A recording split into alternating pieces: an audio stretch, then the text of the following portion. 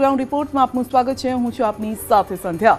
ગુજરાતીઓ માટે હરખની ઘડી આવી ગઈ છે, કારણ કે કોમનવેલ્થ ગેમ્સની યજમાની અમદાવાદને મળી છે। કોમનવેલ્થ ગેમ્સ 2030 આપણા અમદાવાદમાં યોજાવાની છે। સ્કોટલેન્ડના ગ્લાસગોમાં યોજાયેલી બેઠકમાં અમદાવાદની યજમાની પર મંજૂરીની મહોર લગાવાઈ છે। આ તરફ પીએમ મોદીએ સોશિયલ મીડિયા પર પોસ્ટ પણ કર્યું છે કે ભારતે શતાબ્દી કોમનવેલ્થ ગેમ્સ 2030ની યજમાની માટે બીડ જીતી લીધી છે અને તેનો આનંદ છે। ભારતના લોકો અને રમતગમત ઇકોસિસ્ટમને અભિનંદન। આપણી સામૂહિક પ્રતિબદ્ધતા અને રમતગમતની ભાવનાએ ભારતને વૈશ્વિક રમતગમતના નકશા પર મજબૂત રીતે સ્થાન આપ્યું છે। વસુધૈવ કુટુંબકમના સિદ્ધાંતો સાથે આપણે આ ઐતિહાસિક રમતોને ખૂબ જ ઉત્સાહથી ઉજવવા આતુર છીએ। આપણે દુનિયાનું સ્વાગત કરવા માટે આતુર છીએ। ગ્લાસગોમાં નાયબ મુખ્યમંત્રી હર્ષ સંઘવી પણ આ ગૌરવપૂર્ણ પળના સાક્ષી બન્યા હતા। તો ગુજરાતને યજમાનપણું મળતા નાયબ મુખ્યમંત્રી સંઘવીએ પણ ખુશી વ્યક્ત કરી। સંઘવીએ કહ્યું છે કે આ ગુજરાત અને ભારત માટે ગર્વની ક્ષણ છે। કોમનવેલ્થ ગેમ્સને 100 વર્ષ થઈ રહ્યા છે અને ત્યારે તેનું આયોજન કરવું એ અમારા માટે સન્માનની વાત છે। અમદાવાદ વિશ્વને આવકારવા માટે તૈયાર છે। આ ગેમ્સ ફક્ત આપણા માળખાગત સુવિધાઓ અને પ્રતિભાને જ નહીં, પરંતુ અમારી એકતા અને શ્રેષ્ઠતા પણ પ્રદર્શિત કરશે। કોમનવેલ્થ ગેમ ભારતમાં અને ભારતમાં ગુજરાતમાં રમાય એ આપણા સૌ માટે ગૌરવની ક્ષણ છે। માનનીય વડાપ્રધાન શ્રી જે પ્રમાણે સ્પોર્ટ્સ ઇન્ફ્રાસ્ટ્રક્ચર તૈયાર થયું છે એ ઇન્ટરનેશનલ કક્ષાનું થયું છે એ વાતની આ સાબિતી છે। આપણા સૌ માટે આ ગૌરવની ક્ષણ છે। Thank you to the Commonwealth Sports family for declaring Bharat's Ahmedabad as the host city of the Commonwealth Games 2030. 2030 marks the centenary of the Commonwealth sport movement. Hosting this edition is not just an honor, it is a responsibility to celebrate 100 years and to shape the next 100 years. Ahmedabad stand ready for the responsibility. કમોસમી વરસાદ ગુજરાતનો પીછો નહીં છોડે। અંબાલાલની ડિસેમ્બરમાં આફતરૂપી માવઠું ત્રાટકવાની આગાહી।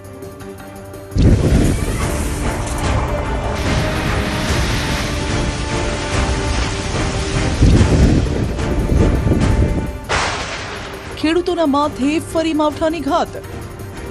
ડિસેમ્બરના બીજા સપ્તાહ બાદ અને 15 ડિસેમ્બર બાદ પણ ગુજરાતમાં માવઠું થવાની શક્યતા રહેશે। 2 સિસ્ટમ સક્રિય થતા વાવાઝોડાનો ખતરો। આ માસના અંત સુધીમાં અને ડિસેમ્બરની શરૂઆત સુધીમાં બંગાળ ઉપસાગરમાં ડીપ ડિપ્રેશન કે તોફાન બની શકવાની શક્યતા રહેશે। વાવાઝોડાની ગુજરાત પર થશે અસર। આ વાવાઝોડું લગભગ દક્ષિણ પૂર્વ તટો પર ટકરાય અને મજબૂત બને તો ગુજરાતમાં તેની અસર થઈ શકે। હવામાન નિષ્ણાત અંબાલાલ પટેલના મતે નવેમ્બરના અંતિમ સપ્તાહથી લઈ ડિસેમ્બરના અંત સુધી ગુજરાતના હવામાનમાં મોટા ફેરફાર જોવા મળી શકે છે।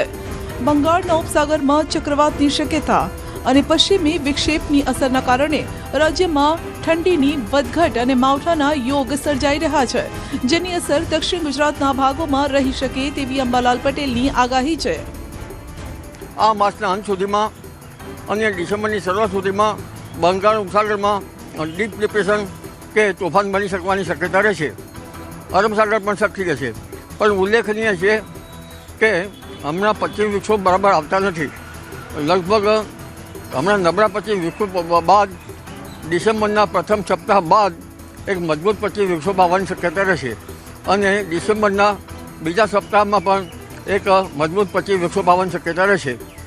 ત્યારબાદ જેમ જેમ સૂર્ય દક્ષિણાવર્ત થતો જશે તેમ તેમ મજબૂત પશ્ચિમ વિક્ષોભ આવતા જશે અને આ લગભગ ડિસેમ્બરના બીજા સપ્તાહ બાદ બંગાળ ઉપસાગર પણ સક્રિય રહેશે। જેના ભેજના કારણે કદાચ તેની અસર મહારાષ્ટ્રના ભાગોમાં થઈ દક્ષિણ ગુજરાતના ભાગોમાં રહી શકે. બે સિસ્ટમ સક્રિય થતા વાવાઝોડાનો ખતરો તોડાઈ રહ્યો છે. સિસ્ટમને જો અનુકૂળ હવામાન મળ્યું તો ડીપ ડિપ્રેશન બનવાની અંબાલાલ પટેલે આગાહી કરી છે. જો કે વાવાઝોડાનો ટ્રેક હજુ નક્કી નથી થઈ શકતો, એટલે ગુજરાત પર આ વાવાઝોડાની અસર થશે કે નહીં તેને લઈને મતમતાંતર છે. અરબ સાગરમાં પણ હલચલ જોવા મળશે અને બંગાળ ઉપસાગરમાં શ્રીલંકાથી લો પ્રેશર ઉપર આવતા તેમાં પણ કંઈક ડિપ્રેશનથી ડીપ ડિપ્રેશન કદાચ વાવાઝોડું થવાની શક્યતા રહે છે. કારણ કે શ્રીલંકામાંથી લો પ્રેશર ઉપર આવતા તે લગભગ દક્ષિણ પૂર્વીય ભાગોમાં થઈને આ ચક્રવાત કદાચ પૂર્વ ભારત તરફ જવાની શક્યતા રહે અથવા તો અંદર સમુદ્રમાં થોડે દૂર રહી અને સમુદ્રમાં સમાઈ પણ જાય. પરંતુ બંગાળ ઉપસાગરની સિસ્ટમ અરબ સાગરની બંને સિસ્ટમો સક્રિય હોતા આ વાવાઝોડું લગભગ દક્ષિણ પૂર્વ તટો ઉપર ટકરાય અને મજબૂત બને તો ગુજરાતમાં તેની અસર થઈ શકે. કારણ કે હાલમાં તો લગભગ ગુજરાત પર તેની શક્યતા ઓછી છે, પરંતુ એના ટ્રેક વિશે ફાઇનલ થઈ શકતું નથી. કારણ કે બંને સિસ્ટમ અરબ સાગરની સિસ્ટમ અને બંગાળ ઉપસાગરની જે ડીપ ડિપ્રેશનથી લો પ્રેશરને વેલમાર્ક લો પ્રેશર તેમજ કદાચ ચક્રવાત પણ થઈ શકે, કદાચ ડીપ ડિપ્રેશન પણ રહી શકે. ડિસેમ્બરમાં વાવાઝોડું અને માવઠાનો ખતરો તો છે જ, પણ સાથે કાતિલ ઠંડી પણ સુસવાટા બોલાવશે તેવી અંબાલાલની આગાહી છે. 22 ડિસેમ્બર પછી કાતિલ ઠંડીનો નવો રાઉન્ડ શરૂ થશે. 20મી ડિસેમ્બર બાદ દેશના ઉત્તરીય પર્વતીય પ્રદેશોમાં ભારે હિમવર્ષા થવાની શક્યતા રહેશે, જેના કારણે લગભગ 22 ડિસેમ્બર બાદ કાતિલ ઠંડીની વેગ મળશે. જ્યારે પશ્ચિમી વૃક્ષો વાવતા હોય છે ત્યારે ઠંડી ઘટી જતી હોય છે અને પશ્ચિમી વૃક્ષો ખસી જતાં ઠંડી વધતી હોય છે. ગ્લોબલ વોર્મિંગ અને બીજા અન્ય પરિબળોના કારણે હવામાનમાં મોટા ઉલટફેર આવી રહ્યા છે. ત્યારે અંબાલાલ પટેલ પણ કહી રહ્યા છે કે ભવિષ્યમાં મોસમ કેવું રહેશે તેનું સચોટ અનુમાન કરી શકાય તેમ નથી. હવામાનમાં ફેરફાર થઈ રહ્યા છે. આ આબોહવાનું પરિવર્તન ખ્યાલ નથી આવતો. લગભગ ગ્લોબલ એક પરિબળ એવું કહેવાય છે કે ગ્લોબલ વોર્મિંગ છે, પણ ઘણા જાણ્યા અજાણ્યા બળો પૈકી કયું બળ સક્રિય છે તે કહેવાશે નહીં. ભવિષ્યમાં મોસમ કેવી રહેશે તે કહી શકાય નહીં. ખેડૂતોને ઘા પર ઘા વેચવા ટાણે જે ખેડૂતની 700 મણ મગફળી આગમાં સ્વાહા થઈ ગઈ, તો બોટાદ જિલ્લામાં ટેકાના ભાવે કપાસની ખરીદી શરૂ થતા તાતના ચહેરા મલકાયા. ખેડૂતોમાં સર્જાયો છે કહી ખુશી કહી ગમ જેવો માહોલ. જોઈ લો આ દ્રશ્યો. ખેડૂતની મહેનત ગઈ આગમાં. હાલ ખેડૂત એક તાંતણો ભેગો કરે ત્યાં 13 તૂટે જેવો ઘાટ ઘડાયો છે. માવઠા અને હવામાનના પલટામાંથી માંડ બચીને માંડવી તૈયાર કરી વેચવાનો વારો આવ્યો. કમાણીનો સમય આવ્યો ને ત્યારે જ તેમાં આગ લાગી ગઈ. આ આગ ખેડૂતના ખેતરમાં નહીં તેની મહેનત પર લાગી છે. જૂનાગઢના માંગરોળના ગોટાણા ગામમાં મગફળીનો જથ્થો તૈયાર હતો, જેને યાર્ડમાં લઈ જઈ ખેડૂત ટેકાના ઊંચા ભાવ મળશે તેવા સપના જોતો હતો. પરંતુ તેના સપના ત્યારે રગદોડાઈ ગયા જ્યારે વહેલી સવારે માંડવીમાં આગ ભભૂકી ઉઠી ને ત્યારબાદ અફરાતફરી મચી ગઈ. ખેડૂતની 700 મણ મગફળી બળીને ખાખ થઈ ગઈ ને 10 લાખનું નુકસાન થયું. જો કે આગ લાગવાનું અસલી કારણ હજુ સામે નથી આવ્યું. સફેદ સોનાના મળ્યા સારા ભાવ. બોટાદ તાલુકાના લાઠીદળ સબ યાર્ડ ખાતે ટેકાના ભાવે કપાસની ખરીદીનો શુભારંભ કરાયો છે. બોટાદ જિલ્લામાં આશરે 8000 ખેડૂતોએ રજીસ્ટ્રેશન કરાવ્યું છે. ખેડૂતો ગાંસડીઓ ભરીને યાર્ડ પર પહોંચી રહ્યા છે ને ભાવને લઈને સંતુષ્ટ પણ છે. ખેડૂતને 100 થી 150 રૂપિયાનો સાહેબ ફાયદો છે. ખુલ્લા બજારમાં 1400 થી 1500 રૂપિયાના ભાવ ગણવાના, આમાં 1612 રૂપિયા આપે છે. ફાયદો થાય. સીસીઆઈ 1612 રૂપિયા કપાસની ખરીદી કરે છે, જેની અંદર 6 થી 8% જેવું ભેજનું પ્રમાણ પણ ચલાવવામાં આવે છે, જેને કારણે ખેડૂતોને ઘણો બધો લાભ થાય છે. માર્કેટિંગ યાર્ડની અંદર 1300 થી માંડી અને 1400, 1450, 1500 જેવો ભાવ આવે છે, પણ સીસીઆઈમાં જો સરકારની ખરીદીમાં કપાસ ખેડૂતનો જાય તો એને 150 રૂપિયાનો ફાયદો થાય છે. બોટાદ જિલ્લામાં સૌથી વધુ કપાસનું વાવેતર કરાતું હોય છે. આ વખતે પણ યાર્ડમાં સિઝન દરમિયાન કપાસની આવક પણ ખૂબ સારી નોંધાઈ રહી છે.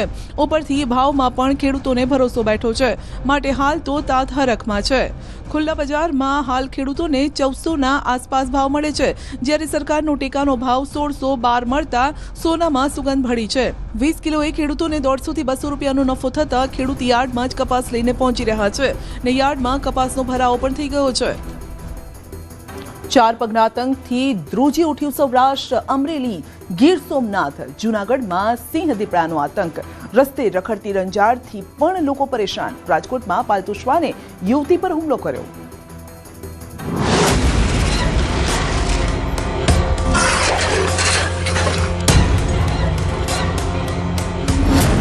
ખૂંખાર દીપડાના આંટા ફેરા. લોહીનો તરસ્યો બન્યો સાવજ.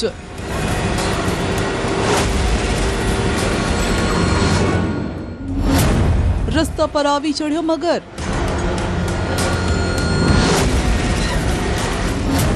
ભોગ લેતી રસ્તે રખડતી રંજાડ. પાલતુ શ્વાનનો ત્રાસ. રાજ્યના કેટલાય જિલ્લામાં 4 પગના આતંકથી થરથરી ગયા છે લોકો. ક્યાંક દીપડો ડરાવે છે, ક્યાંક સિંહ બન્યા છે માનવભક્ષી, તો ક્યાંક રસ્તે ફરતા આખલા અને ગાય લોકો માટે બની રહ્યા છે કાળ. ક્યાંક પાલતુ શ્વાન આપી રહ્યા છે ત્રાસ. સિંહના હુમલાની 2 દિવસમાં બીજી ઘટના. સિંહ ક્યારેય માનવીનો શિકાર કરતા નથી, ન તો માણસો પર હુમલો કરે છે. ગીરના જંગલમાં સિંહો અને માણસો અરસપરસ રહે છે તેવા અસંખ્ય દાખલા છે, પરંતુ અમરેલીના સિંહો માનવ લોહી ચાખી ગયાનું લાગી રહ્યું છે. અમરેલીમાં સિંહોના માણસો પર હુમલાની 2 ઘટનાથી વન વિભાગ ચોંકી ગયું. ગઈકાલે સિંહણે 5 વર્ષના બાળકને ઉઠાવીને ફાડી ખાધો, તો આજે એક ખેડૂત પર સિંહણે હુમલો કર્યો. ખેડૂત પર સિંહણનો હુમલો. અમરેલી જિલ્લામાં સિંહનો આતંક જોવા મળ્યો છે તેવું કહી શકાય. બીજા દિવસે ખાંભાના ગીદરડી ગામે માનવ પર સિંહના હુમલાની ઘટના બની. ખાંભાના ગીદરડી ગામમાં સિંહણ દ્વારા ખેડૂત પર હુમલો કરાયો. ગીદરડી ગામના મુકેશભાઈ લખુભાઈ સોલંકી વાડીમાં પાણી વાળતા હતા. અચાનક સિંહણે હુમલો કરી દીધો. ઈજાગ્રસ્ત યુવકને કમર અને પીઠના ભાગે ગંભીર ઈજા થતા સારવાર અર્થે ખાંભા બાદ અમરેલી હોસ્પિટલ ખસેડાયો. ગીદરડી ગામમાં છેલ્લા 1 મહિનામાં સિંહ દ્વારા માનવ પર હુમલાની આ બીજી ઘટના છે, જેથી લોકોમાં ફફડાટ ફેલાયો છે. જનાવરે પાણી વાળતા વાળતા હુમલો કરી દીધો છે અને આવું નવું વારે વાર જંગલ ખાતાને વિનંતી છે કે આ બીજો બનાવ છે 15-20 દિનની અંદર. 5 વર્ષના બાળકને ફાડી ખાનાર સિંહણ પાંજરે પુરાઈ. બગસરાના હામાપુર ગામે સિંહણ દ્વારા ગઈકાલે 5 વર્ષના બાળકને ઉઠાવી જઈ ફાડી ખાવાની ઘટના બની. આ ઘટના બાદ વન વિભાગ દ્વારા માનવભક્ષી સિંહણને પકડવા રેસ્ક્યુ કામગીરી હાથ ધરાઈ. એસીએફ તેમજ આરઓએફ સહિતનો વન વિભાગનો સ્ટાફ મેગા ઓપરેશનમાં જોડાયો. વન વિભાગ દ્વારા ગઈકાલે મોડી સાંજ સુધી મેગા રેસ્ક્યુ ઓપરેશન પણ હાથ ધરાયું હતું, જે બાદ એક સિંહણ અને 4 સિંહ બાળને પાંજરે પુરાયા છે. માણસનું લોહી ચાખી ગયેલી સિંહણ પાંજરે પુરાતા ગ્રામજનોએ રાહતનો શ્વાસ લીધો છે. રેસ્ક્યુ કરેલ સિંહણ અને 4 સિંહ બાળને પકડીને જૂનાગઢ સક્કરબાગ ઝૂમાં લઈ જવામાં આવ્યા છે.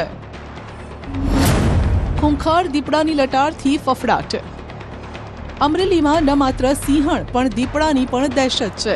ધારીના બોડી ગામમાં બિંદાસ ફરતા ખૂંખાર દીપડાના સીસીટીવી સામે આવ્યા છે. બોડી ગામના બજારમાં જ નહીં પરંતુ રહેણાંક મકાનની અગાશી પર દીપડો લટાર મારતો જોવા મળ્યો. ધાબાની પાટી પર દીપડો આંટા ફેરા મારતો જોવા મળ્યો છે. શિકારની શોધમાં આ દીપડો અહીં આવી ચડ્યો હોય તેમ લાગે છે. હિંસક પ્રાણીઓ હવે રહેણાંક વિસ્તારમાં આવી ચડતા ગામના લોકોમાં પણ ફફડાટ ફેલાયો છે. સિંહણે 2 વર્ષની બાળકીને ફાડી ખાધી. અમરેલી જ નહીં, ગીર સોમનાથમાં પણ સિંહ માનવ લોહીના તરસ્યા બન્યા છે. ગીર સોમનાથના ગીર ગઢડાના પીછવી ગામે સિંહણે 2 વર્ષની બાળકીને ફાડી ખાધી. અમરેલીના બગસરાના હામાપુરમાં 5 વર્ષની બાળકીને ફાડી ખાધી. તેના 24 કલાકની અંદર જ ગીર સોમનાથમાં સિંહણે 2 વર્ષની બાળકીને ફાડી ખાધી. વન વિભાગે સિંહણને પકડવા કવાયત શરૂ કરી. ગામના મંદિર નજીક દેખાયો દીપડો. જૂનાગઢના વંથલીમાં સુખપુર ગામમાં દીપડો આવી ચડતા ગામ લોકોના ધબકારા વધી ગયા. સાંજના સમયે ગામના ખોડિયાર મંદિર નજીક દીપડો જોવા મળ્યો. થોડા સમય અગાઉ પણ અહીં દીપડો દેખાયો હતો. ફરી તેણે દેખા દેતા ગામ લોકોએ દીપડાને પાંજરે પૂરવા માંગ કરી છે. પાલતુ શ્વાન માલિકની દાદાગીરી. દીપડા અને સિંહનો તો આતંક છે જ, પણ શહેરોની અંદર પાલતુ શ્વાન પણ હવે કહેર મચાવી રહ્યા છે. અમદાવાદ બાદ રાજકોટમાં પાલતુ શ્વાનનો આતંક સીસીટીવીમાં કેદ થયો છે. કોઠારિયામાં આવેલા સુરભી પોલીવોલ ફ્લેટમાં પાલતુ શ્વાને યુવતી પર હુમલો કર્યો. દ્રશ્યમાં જોઈ શકાય છે કે પાલતુ શ્વાન સાથે એક વ્યક્તિ સીડી ચઢી રહ્યો છે અને ત્યારે અચાનક શ્વાન બેકાબુ બનીને યુવતી પર હુમલો કરે છે. જો કે આ ઘટના બાદ શ્વાન માલિક લાજવાના બદલે ગાજે છે. યુવતીએ શ્વાન માલિકને શ્વાનને કાબૂમાં રાખવા માટે કહ્યું તો શ્વાન માલિકે યુવતીને લાફો ઝીંકી દીધો. અગાઉ પણ ફ્લેટના રહેવાસીઓએ શ્વાનને છૂટું ન મૂકવા માટે ટકોર કરી હતી. જો કે શ્વાન માલિકે મૌખિક રજૂઆત બાદ શ્વાન છૂટું ન મૂકવાની બાંહેધરી આપી હતી. રસ્તે રખડતી રંજાડ જીવલેણ બની રહી છે. જૂનાગઢના કેશોદમાં બે આખલાની લડાઈમાં બાઇક પર સવાર થતો એક યુવાન અડફેટે આવી ગયો. ગંભીર રીતે ઇજાગ્રસ્ત થયો, જેણે હોસ્પિટલમાં સારવાર દરમિયાન દમ તોડી દીધો. આ તરફ દાહોદના સંજેલીમાં રસ્તે રખડતા આખલાએ મહિલા પર હુમલો કરી ગંભીર ઇજા પહોંચાડી. મહિલાને આ હુમલામાં માથાના ભાગે 7 ટાંકા આવ્યા છે. શહેર રસ્તે રખડતી રંજાડને લઈ તંત્ર દ્વારા કોઈ નક્કર પગલાં ભરવામાં ન આવતા લોકો પણ રોષમાં છે. લોકોને આ ત્રાસથી મુક્તિ અપાવવામાં તંત્ર પણ નિષ્ફળ નીવડ્યું છે. વડગામના ધારાસભ્ય જિગ્નેશ મેવાણીના પોલીસ પરના નિવેદનને લઈ મેવાણીના સમર્થનમાં ઉતરી કોંગ્રેસ. કલેક્ટરને પાઠવ્યું આવેદન.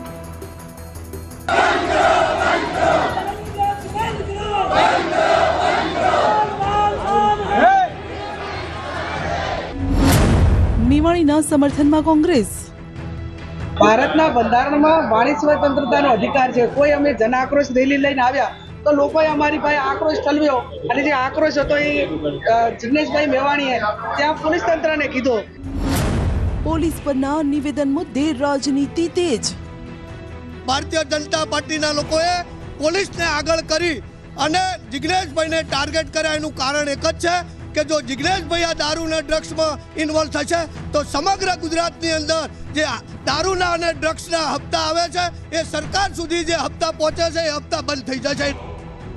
જિગ્નેશ મેવાણીના બફાટને લઈ ઉત્તર ગુજરાતનું રાજકારણ ગરમાયું છે.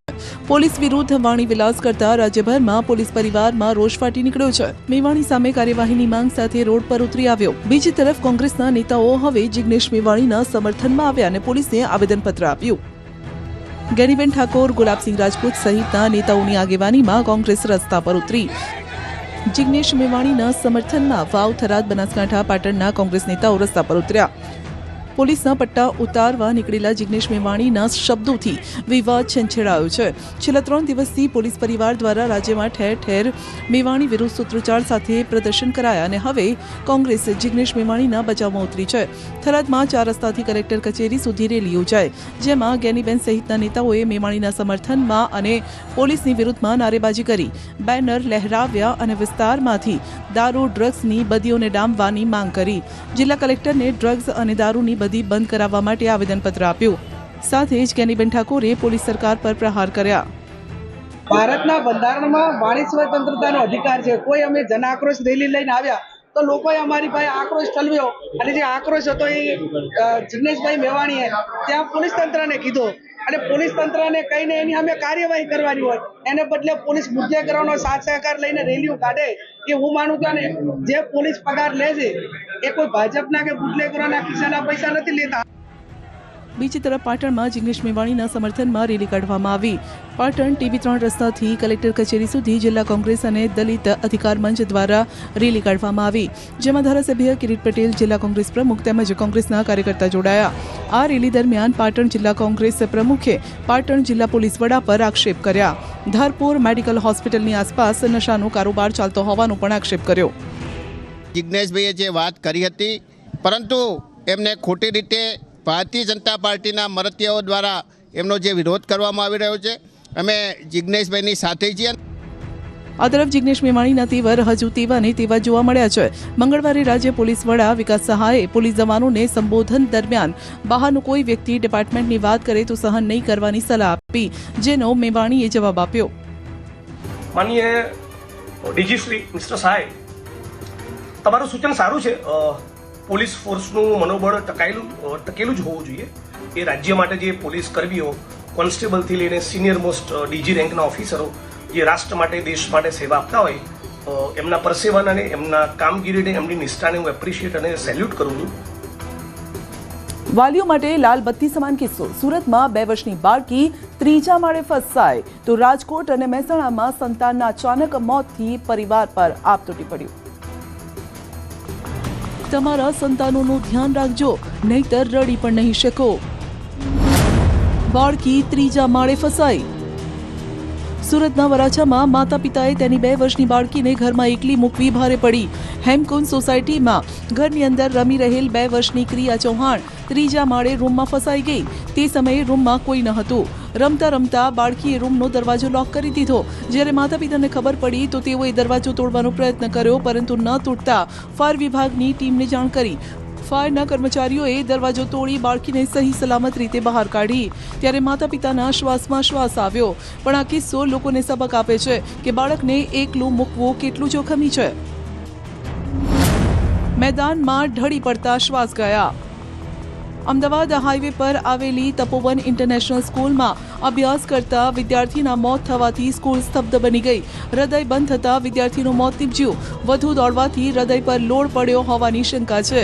મૂળ વાંકાનેરનો વતનીને હાલમાં મહેસાણા નજીક તપોવન ઇન્ટરનેશનલ સ્કૂલમાં 3 વર્ષથી અભ્યાસ કરતો 13 વર્ષીય વિદ્યાર્થી જયમિલ કંસાગરા ક્લાસના અન્ય વિદ્યાર્થીઓ સાથે મિત્રો સાથે સ્કૂલના મેદાનમાં ફૂટબોલ રમવા ગયો હતો ને ત્યારે જ તેને મોત મળ્યું. બસો છોકરાઓ ગ્રાઉન્ડ ઉપર જ આવી ગયેલા હતા અને રમતો જ તો રમતા બધા છોકરાની હાજરીમાં જે નીચે પડી ગયો. એટલે પડી ગયો એટલે બધા છોકરાઓને ખબર કે આનું 1 વર્ષ પહેલા આવું થયેલું, એટલે પાણી છોટ્યું, ઢંઢોળ્યો, પણ એ છોકરો ઊભો થયો નહીં. ડૉક્ટરે બિચારાએ આર્ટિફિશિયલ પમ્પિંગ કરવાનો પ્રયત્ન કર્યો, ઇન્જેક્શન આપ્યું, પેલું હાર્ટનું આવે ને ઇમરજન્સીનું, એ પણ આપ્યું, પણ અલ્ટિમેટલી આ બાળક બિચાર રિવાઇવ થઈ શક્યું નહીં. વોલીબોલ રમતા મોત. રાજકોટમાં વોલીબોલ રમતા રમતા વિદ્યાર્થીને મોત મળ્યું. SNK સ્કૂલમાં ધોરણ 12 સાયન્સમાં અભ્યાસ કરતો વિદ્યાર્થી વોલીબોલ રમતા રમતા અચાનક ઢળી પડ્યો હતો. તપાસ કરતા ખબર પડી કે 18 વર્ષના આદિત્ય વાછાણીને અચાનક હાર્ટ એટેક આવ્યો હતો. હોસ્પિટલમાં ખસેડાતા ડોક્ટરે તેને મૃત જાહેર કર્યો. એકના એક પુત્રના અચાનક મોતથી પરિવાર પર આપ તૂટી પડ્યું. થાંભલો પડતા જીવ ગયો. બાસ્કેટબોલનો થાંભલો પડતા ખેલાડીનું મોત. જજ્જર જિલ્લાના બહાદુરગઢની આ ઘટના છે. શહીદ બ્રિગેડિયર હોશિયારસિંહ સ્ટેડિયમમાં ઘટના બની. આ અકસ્માત જજ્જર જિલ્લાના બહાદુરગઢ સ્થિત સ્ટેડિયમનો છે. રવિવારે ખેલાડી અમન પર બાસ્કેટબોલનો થાંભલો પડ્યો હતો. સોમવારે તેનું હોસ્પિટલમાં મોત થયું. 15 વર્ષીય અમનના મોતથી રમત જગતમાં પણ શોક છે. અમદાવાદીએ પોતાના સાહસનો આપ્યો પરિચય. સાબરમતી નદીમાં આપઘાત કરવા કૂદતા યુવકને બચાવ્યો. અમદાવાદીઓના સાહસને સલામ. જીવ સટાસટીનું રેસ્ક્યુ ઓપરેશન. જેસીબીથી યુવકને આપઘાત કરતા બચાવાયો. જેસીબી પર 3 યુવાન, રેલિંગ પર એક યુવાન ચડ્યો છે. એક યુવકની જિંદગી બચાવવા શહેરના વાડજ વિસ્તારમાં સાબરમતી નદી પર આવેલા દધીચી બ્રિજ પર એક યુવક આપઘાત કરવા પહોંચ્યો હતો. યુવક બ્રિજની પાળી લગાવેલી જાળી ક્રોસ કરી નદીમાં કૂદવા જતો હતો. આ દરમિયાન બ્રિજ ઉપરથી પસાર થતા લોકોએ તે યુવકને તરત જ પકડી લીધો. બ્રિજની જાળીની એક તરફ આપઘાત કરનાર યુવક અને બીજી તરફ જીવ જોખમમાં મૂકી યુવકને બચાવનારા લોકો. બ્રિજની જાળી પર આપઘાતનો પ્રયાસ કરનાર યુવક લટકી રહ્યો હતો, તો બીજી તરફ બ્રિજ ઉપર તેને બચાવનાર લોકો યુવકને પકડીને ઊભા હતા.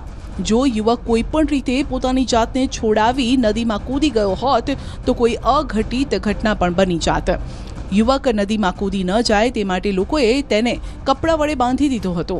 દધીચી બ્રિજ પર અફરાતફરીની સ્થિતિ વચ્ચે લોકોના ટોળે ભેગા થઈ ગયા, પરંતુ સ્થિતિ લાંબી ચાલે એમ ન હતી. આ દરમિયાન બ્રિજ પરથી એક જેસીબી જાણે કે ભગવાને મોકલ્યું હોય તેમ ત્યાં આવી ચડ્યું. બસ પછી શું, ત્યાં હાજર કેટલાય લોકોએ આ યુવકને બચાવવાનું મિશન શરૂ કર્યું. જેસીબીનો આગળનો ભાગ બ્રિજની રેલિંગ પર હોય તેવો વિડીયોમાં જોઈ શકાય છે. બાદમાં જેસીબી પર 3 યુવક ચઢે છે અને એક યુવક જીવના જોખમે બ્રિજની રેલિંગ પર ચડે છે. આમ સાવચેતીપૂર્વક યુવકને પકડી રેલિંગ કુદાવી બ્રિજ તરફ લાવવામાં આવે છે. યુવક સહી સલામત બ્રિજ પર આવતા જ ત્યાં હાજર લોકોના ટોળાએ જીવના જોખમે રેસ્ક્યુ કરનાર યુવકોને તાળીઓથી વધાવી લીધા. ગત મોડી સાંજે ઘટના સામે આવી હતી કે દધીજી બ્રિજ છે તેની ઉપરથી એક યુવાન છે તે આપઘાત કરવા જઈ રહ્યો હતો. તે સમયે રાહદારીઓએ તેને બચાવવાનો પ્રયાસ કર્યો, પરંતુ ફાયર વિભાગને કોલ કરે છે અને ફાયર વિભાગ પહોંચવામાં ક્યાંક મોડું કરે છે. તેને લઈને અહીંથી પસાર થતું જે જીસીબી મશીન છે એ જીસીબી મશીનના માધ્યમથી એ યુવકને બચાવવાનો પ્રયાસ થાય છે અને ખુદ 4 યુવકો છે તે જીસીબી પર ચડી જાય છે અને જીસીબીના માધ્યમથી એ યુવકને નીચે પડતા રોકે છે અને તેને બચાવીને તેને રહેમખેમ તેને પરત લાવે છે. સાબરમતી નદીમાં કૂદીને લોકો આપઘાત ન કરે તે માટે મ્યુનિસિપલ કોર્પોરેશન દ્વારા સાબરમતી નદી પર આવેલા તમામ બ્રિજ ઉપર રેલિંગ લગાવવામાં આવી છે. છતાં પણ કેટલાક લોકો રેલિંગના ઉપર ચડીને ત્યાંથી નીચે નદીમાં કૂદી આપઘાતનો પ્રયાસ કરે છે. ગ્રાઉન્ડ રિપોર્ટમાં તે બસ આટલું જ. વધુ સમાચાર અને અપડેટ માટે જોડાયેલા રહેશો ન્યૂઝ 18 ગુજરાતી સાથે. રજા આપશો.